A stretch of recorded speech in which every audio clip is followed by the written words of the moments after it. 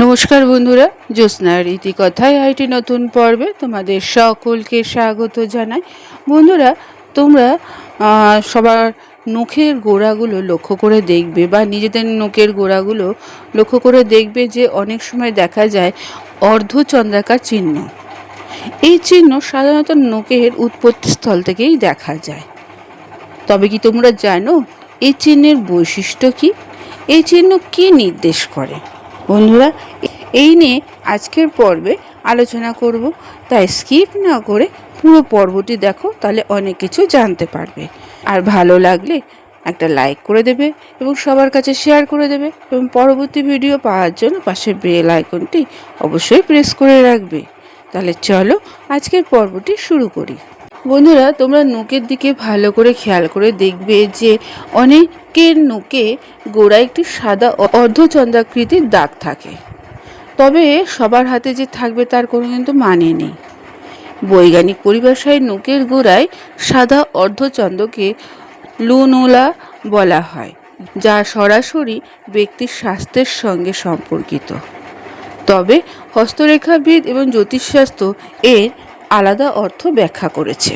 বন্ধুরা, জ্যোতিষশাস্ত্র অনুসারে নখের নিচের দিকে অর্ধচন্দ্রাকৃতি যদি দাগ থাকে তা 3 মাসের মধ্যেই উপর দিকে চলে যায়, তাহলে এটি শুভ লক্ষণ হিসাবে বিবেচিত।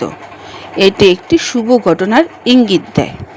আবার যদি কোনো নখের নিচে সাদা অর্ধচন্দ্র দেখতে পাও, তাহলে তা শুভ বলে বিবেচিত হয়। আর যদি হাতের সমস্ত আঙুলে এই সাদা অর্ধচন্দ্র দেখা যায়, তবে তা সৌভাগ্য এবং সুস্বাস্থ্যের প্রতীক। যদি নখের নিচে অর্ধচন্দ্র খুব ছোট্ট হয়, তবে তা শুভ লক্ষণ, কিন্তু এই চাঁদ নখের অর্ধেকেরও উপরে চলে যায়, তবে সেটা অশুভ বলে মনে করা হয়। আবার অনেক সময় দেখা যায় যে কারোর তর্জনীর নখে অর্থাৎ প্রথম আঙুলে সাদা অর্ধচন্দ্র থাকে, তাহলে এর অর্থ হলো কর্মজীবনে পদোন্নতি হতে পারে, সম্মান, পদ, প্রতিপত্তি বৃদ্ধির সম্ভাবনা থাকে। আবার মধ্যমার আঙুলে বা দ্বিতীয় আঙুলে যদি অর্ধচন্দ্র থাকে, তাহলে এটি আর্থিক লাভের লক্ষণ দেখা যায়। কোনো কারণে সেই ব্যক্তির আর্থিক লাভ হওয়ার সম্ভাবনা থাকবে। কেউ যদি লোহা বা যন্ত্রপাতি নিয়ে কাজ করে, তাহলে তিনি বা সেই ব্যক্তি বেশি লাভ করবে। তৃতীয় আঙুল বা অনামিকা আঙুলে যদি অর্ধচন্দ্রাকৃতি থাকে, তাহলে সেই ব্যক্তি খ্যাতি, গৌরব বৃদ্ধি পাবে। সরকার বা প্রশাসন বা কর্তৃপক্ষের কাছ থেকে সহায়তা আশা করা যেতে পারে বা সহায়তা পাবে। আবার কনিষ্ঠ আঙুলে বা চতুর্থ আঙুলে যদি অর্ধচন্দ্র দাগ থাকে, তাহলে সেই ব্যক্তি ব্যবসায় লাভ আনতে পারে।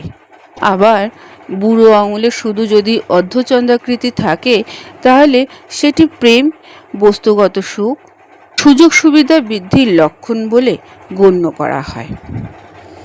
তাহলে বুঝতেই পারছো যে 5 আঙুলে 5 রকম যদি অর্ধচন্দ্রাকৃতির দাগ থাকে, তাহলে 5 রকম শুভ লক্ষণের ইঙ্গিত দেয়।